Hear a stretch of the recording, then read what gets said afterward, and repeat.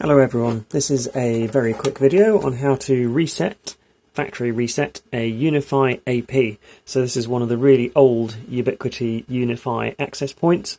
It doesn't have 5 GHz I believe, and will very soon be out of support by their controller software. Please note that this Unifi access point cannot be reset using the reset hole or reset button on a newer Unifi PoE Injector. It doesn't have that functionality. You have to use the factory reset button on the access point itself. But this video is about how to reset it on the underside of the router.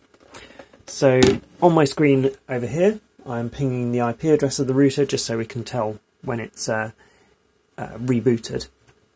So take your reset and eject tool or your paper clip and get it ready to push in, and I'll hopefully show you the light as well at the same time that I press down. So I'm going to press it now.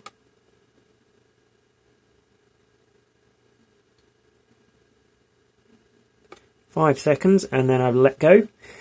Just after the 5 seconds, or around the 5 second mark, this light changed to a slightly different shade of green.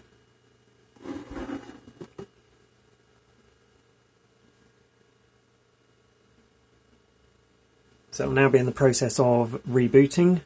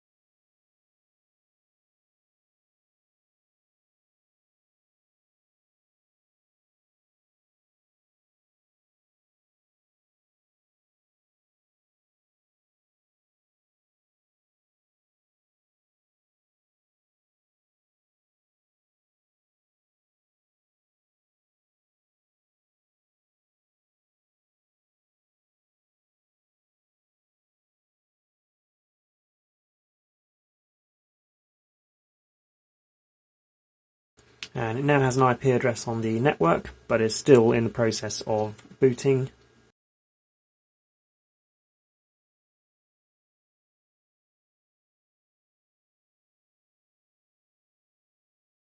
There we go, it's now booted, and hopefully, very shortly, should be accessible by the Unifi controller software. So before I factory reset it, it said that it was controlled by others.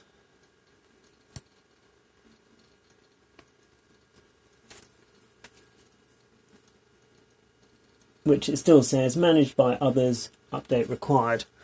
So we'll just wait, and hopefully the Unifi controller picks up on this factory reset state.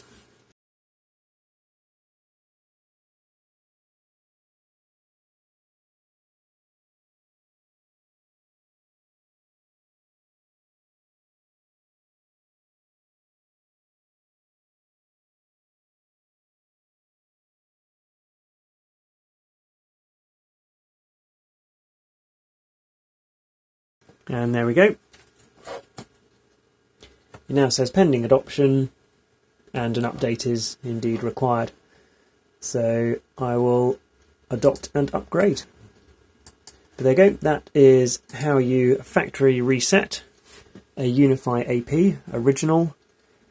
Hopefully this video has been helpful to you. If it has, it would be really helpful to me if you wouldn't mind subscribing to my YouTube channel. You don't need to have the notifications turned on, but the subscriber numbers are really helpful. Thank you very much.